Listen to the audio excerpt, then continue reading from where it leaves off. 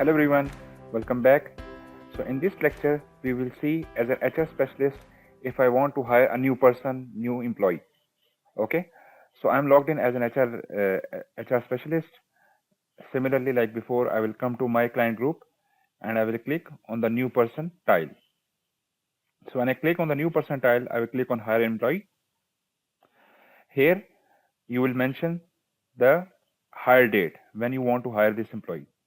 So I'll just mention 25th of March. This is creating the work relationship, this area. Hire date, hire action, your legal employer. This is very, very important.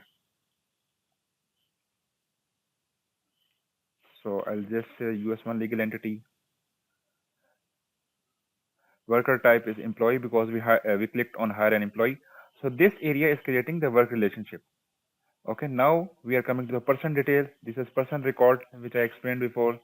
So I'll just mention first name, SN, other information. Just make sure that you are entering all the required information. You can add the national identifiers also. So for the sake of demo, I'll just move on.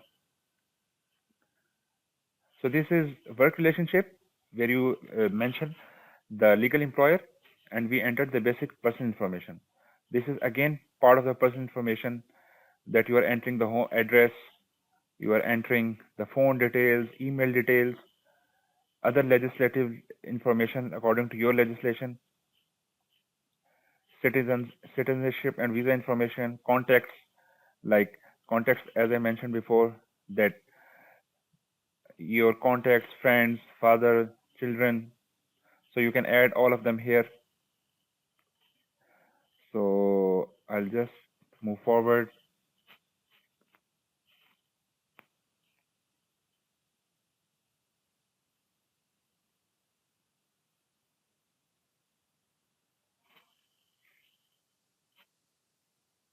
So now we are coming to the employment.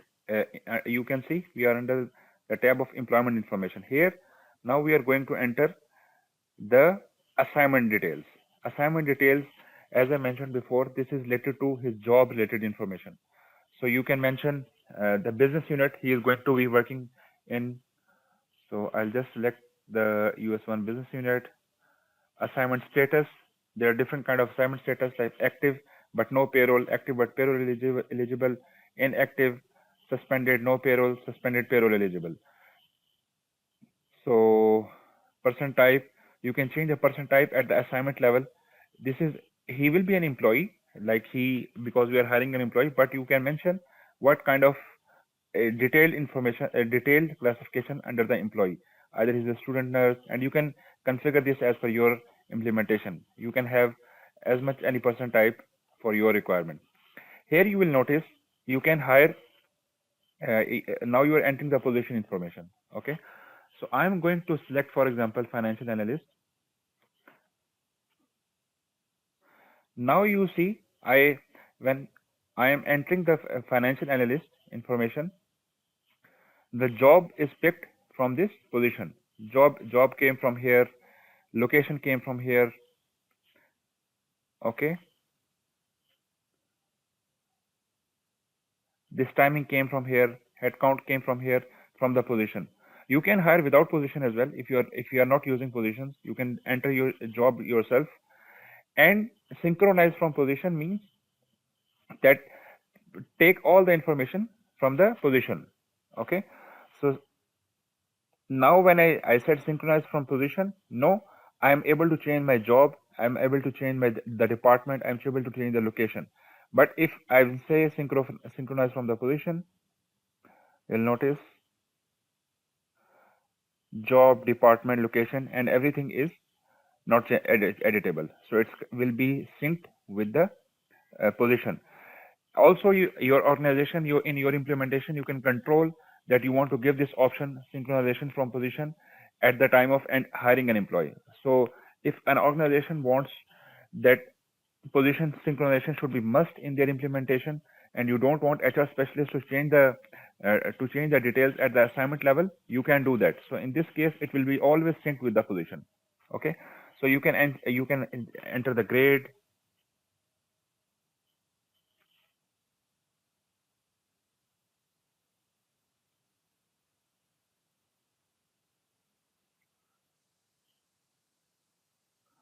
You can enter the grade here.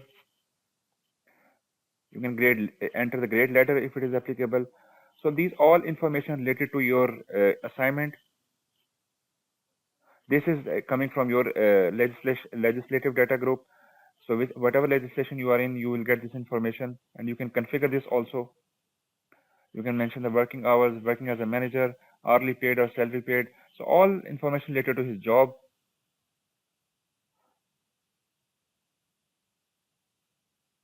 You can mention the managerial details. You can mention who is the line manager, and you can give the name. Okay, so you can select the line manager. You can also add multiple kind of managers, like you have line manager, and you can enter, for example, project manager.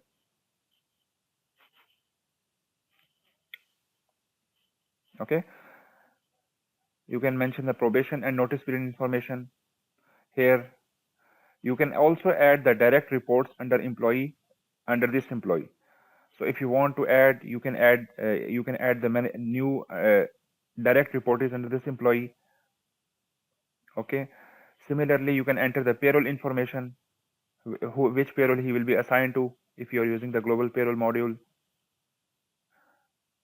So this is information related to assignment when you are under the employment information.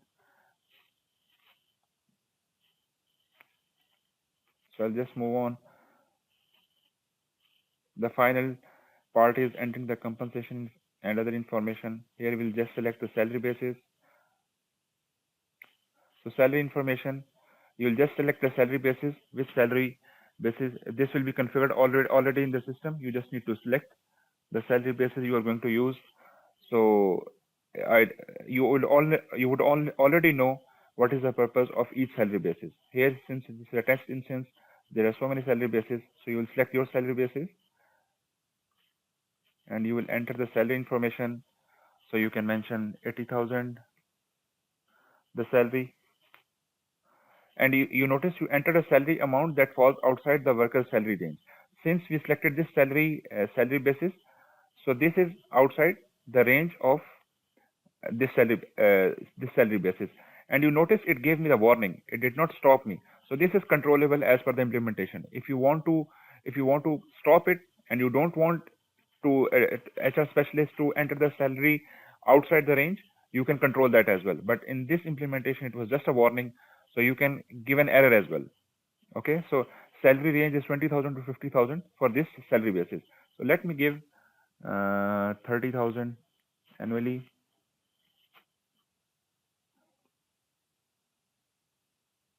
and we'll just move forward.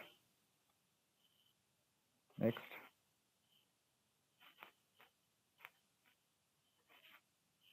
and we'll just click, and it will hire an employee.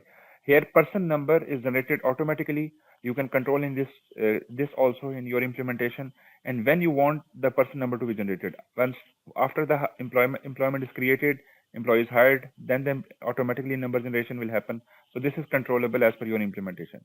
So once you click submit, it will hire an employee. Okay, so I'll just move on. Yes, request is submitted. Okay, similarly, when you're hiring, you will also notice this is a new person tab, right? So now we hired as an employee. Let me show you when we hire a contingent worker. So here you will notice everything will be same, but worker type will be contingent worker. Okay, everything else will be same. Similarly, when you are adding a pending worker, you are mentioning, of course, the legal employer, and also you are mentioning when this pending worker will be hired in future, he will be a employee or contingent worker. I told you in the explanation of different worker types. So pending worker is the one who will be hired in future. So proposed start date is, for example, you are telling that this employee we are going to adding as a pending worker, he will be joining on 1st of April. So you will select add pending worker, and you will mention the proposed worker type. So this is related to add pending worker, and adding a non-worker. When you're adding a non-worker, it will ask you the non-worker type. Okay, so everything else will be same, but you are going to tell which non-worker type it is. So is it either pensioner, retiree, volunteer? So these are these are non-worker type you're going to select when adding a non-worker. Okay, so this is regarding it when we are adding a new employee or contingent worker or pending worker. Also, you as an HR specialist, if you have a pending worker and he is going to be hired in future, you can do certain activities for a pending worker. So let me show you. For example, this pending worker, what you can do is you can edit this pending worker. So for example, Camilla was supposed to join on 9/9/24, and you want to go, and you can change the detail. You can say when and why. This is Redwood page, new Redwood page.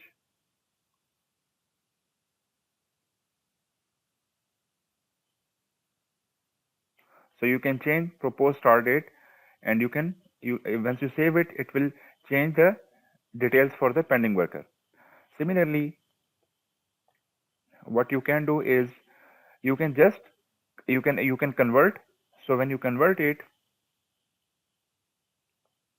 it is going to ask you what all information you want to enter: names, biographical info.